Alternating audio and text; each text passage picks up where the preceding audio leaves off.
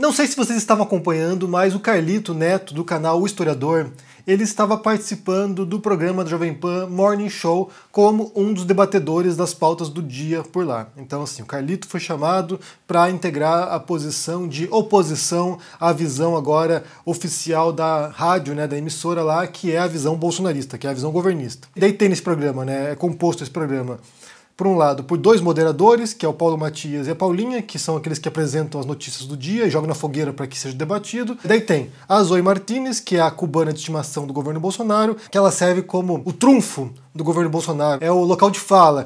O governo Bolsonaro tem algumas figuras assim, né? Tem uma indígena que serve para mostrar quando tem questões indígenas, tem a cubana quando se trata de questões sobre Cuba, tem o negro quando se trata de questões sobre racismo. Eles têm lá alguns satélites orbitando o bolsonarismo que são usados em momentos específicos. E a Zoe Martínez é um desses casos, né? A cubana usada pelo bolsonarismo quando precisa atacar o regime cubano ou atacar a esquerda brasileira com base no sistema político cubano. Também compõe esse programa o Adrilles, mas que está ausente durante o período e está sendo substituído pelo Felipe Sabará. E daí o Carlito foi chamado para compor esse painel para debater os assuntos. E daí, essa semana, ficamos sabendo que o Carlito foi ejetado do programa, né? Ele foi, entre aspas, aqui, expulso do programa. A gente vai entender por que isso aconteceu e até que ponto que compensa, né? Que vale a pena atravessar as linhas inimigas e participar de um programa como esse. Mas antes disso, já curta esse vídeo aqui, já se inscreva no canal, verifique as notificações aqui, o sininho se está ativado para poder receber o aviso de novos vídeos e também deixe aqui no comentário já um bom dia, um bom domingo e vamos falar aqui sobre Carlito Neto na Jovem Pan, no Morning Show. O que aconteceu? Só para começar aqui, eu não tenho detalhes exatos assim sobre qual era o acordo entre o Carlito e a Jovem Pan. Não sei se ele estava como, sabe, fazendo um treinamento ali para poder se tornar participante permanente do programa, não sei se ele estava como convidado apenas, só participando ali sem remuneração, não sei se havia acordado um contrato com eles, não sei qual era o rolo, não sei qual é a conversa entre eles, mas ele foi chamado para o programa para representar a posição de esquerda no programa.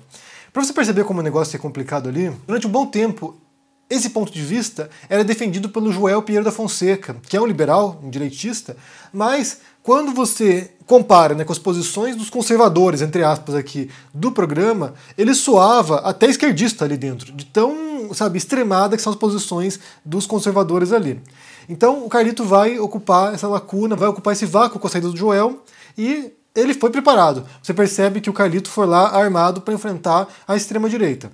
O Carlito é muito dedicado no que faz, então você percebe que ele pesquisava os assuntos e chegava já, sabe, com vários trunfos ali para mostrar como a posição da Zoe e do Sabará eram posições muitas vezes mentirosas, posições realmente falsas e que estavam defendendo ideias que são objetivamente, né, concretamente falsas. Daí, nesse fim de semana, o Carlito recebeu uma mensagem da Jovem Pan dizendo que ele não participaria mais do programa, na Jovem Pan, nem no Morning Show, nem nada, porque ele teria passado dos limites com a Zoe Martínez nas redes sociais. O que isso significa, não sabemos, mas possivelmente mostrando as falsidades que ela dizia, né? E eu acho que ele chamou também ela de café com leite, que ela, sabe, era tipo, amadora no que faz ali. Mas eu acho surpreendente que eles adotem essa posição, porque quando você observa o modo como Constantino também, do Jovem Pan, o modo como Constantino se comporta com outros participantes de outros programas, ou mesmo de colegas de trabalho do Jovem Pan, você percebe que ele passa o limite o tempo todo, não apenas nas redes sociais, como também nos programas.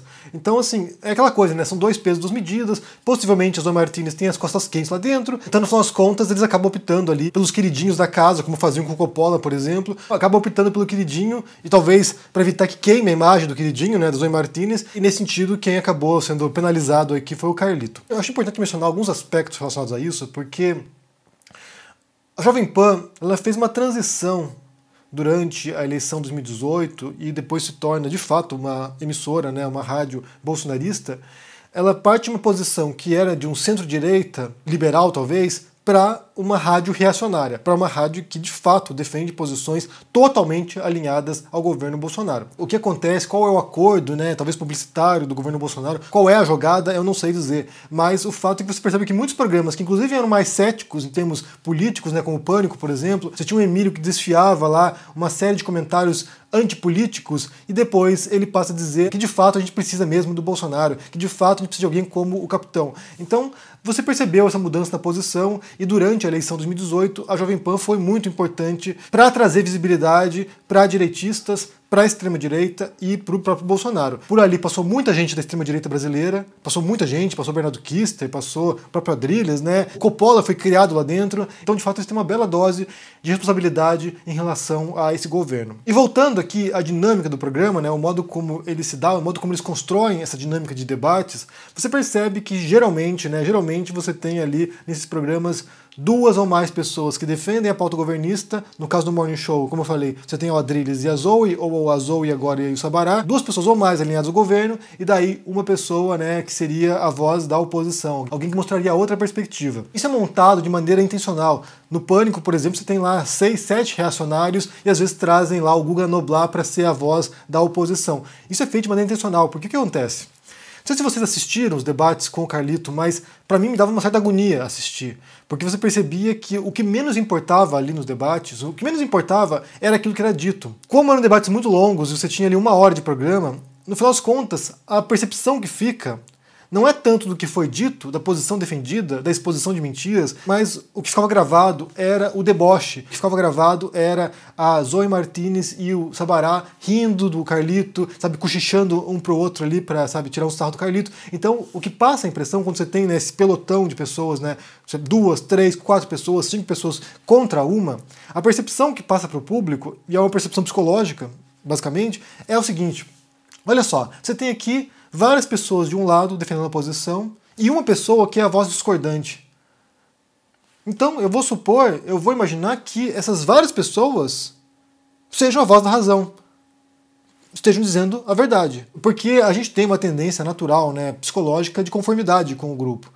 Então, essa voz dissonante, ela que está errada.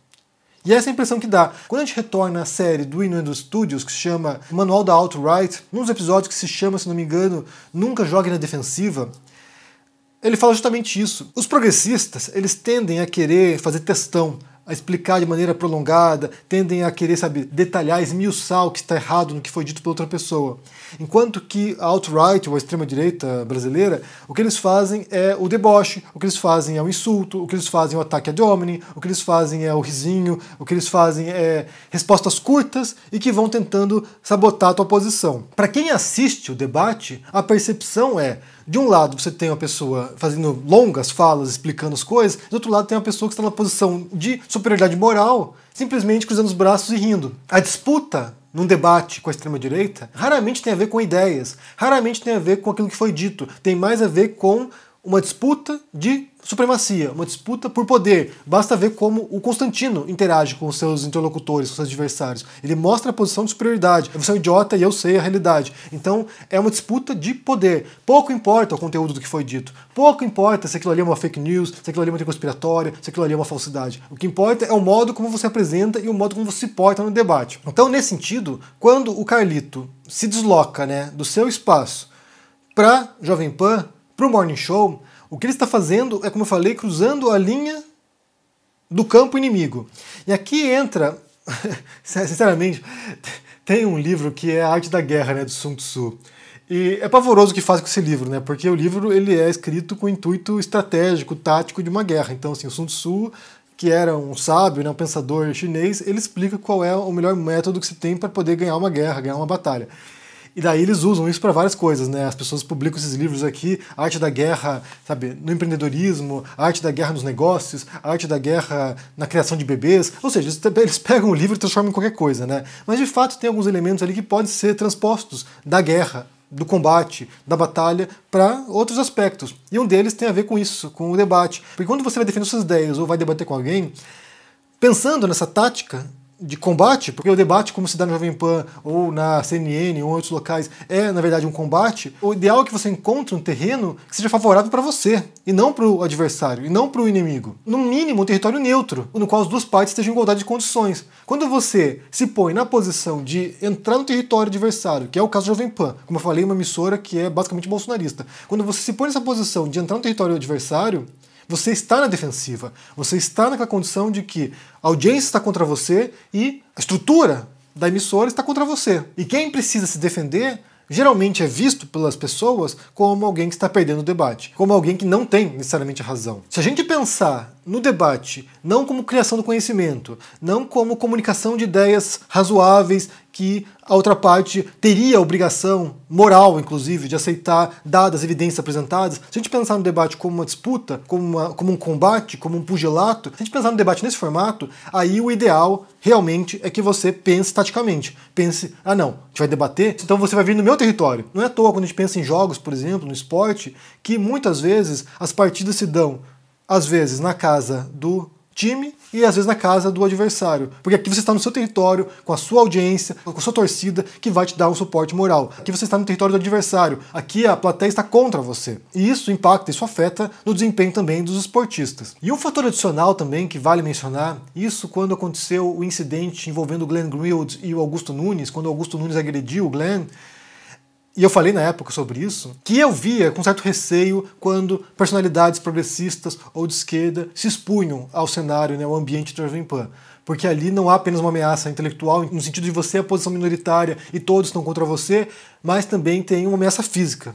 Uma ameaça física. Então, assim, lá a gente sabe que há poucos critérios em termos de, sabe, profissionais e que um entrevistado pode apanhar de outra pessoa lá dentro. Como aconteceu, inclusive, né, com o André Marinho, quando foi lá no Pânico, e o Abduch foi lá e tentou bater no André Marinho. Então, realmente, é complicado, é complicado. De qualquer maneira, a gente pode também aqui elogiar a coragem do Carlito e o desempenho que ele teve também lá, né? Porque ele conseguiu defender bem suas ideias, conseguiu expor bem as suas posições, conseguiu, inclusive, expor a fragilidade intelectual da Zoe e do Sabará. Isso é uma coisa curiosa, né? Porque quando você pensa nas personalidades intelectuais, entre aspas, da extrema-direita brasileira, os conservadores brasileiros, quando você pensa, por exemplo, no Olavo de Carvalho, que faleceu recentemente, ou no Coppola, ou no Adrilles, ou no Constantino, ou, sei lá, na Zoe também, quando você pensa nessas pessoas, o Lacombe, sei lá quem são as personalidades intelectuais, mas quando você pensa nessas pessoas aí, você vê como é um vazio de ideias, né? Como é uma fragilidade intelectual,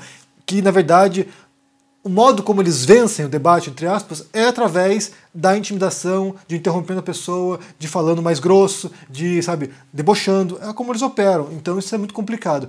Se pôr nessa posição é, de certo modo, concordar com as regras desse jogo, né?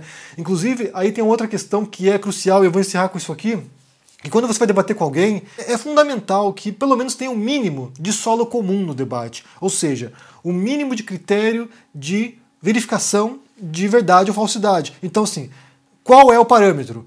O que a gente aceita como real? É a ciência? É a imprensa tradicional? O que é que nos serve de base para a realidade? Porque se você debate com alguém e você adota a postura científica, por exemplo, você adota o que os cientistas dizem, e o outro lado não reconhece a ciência, não há menor ponto de contato entre essas duas posições de modo a poder avançar de maneira racional o debate. A pessoa não vai aceitar suas evidências e você não vai aceitar aquilo que ela apresentar. Não há ponto de contato, não há nem sentido, na verdade, de você se juntar com essa pessoa para debater uma coisa, sendo que ninguém está disposto a ceder ou a reconhecer que o outro pode ter razão ou, mais do que isso, que eu posso não estar certo. Então, debates, quando se dão nesse tipo de cenário, no qual não há um solo comum de conhecimento, um solo comum de, sabe, sustentação da argumentação sobre a realidade, aí me parece que é um tipo de debate também que é vão, que não leva a lugar nenhum.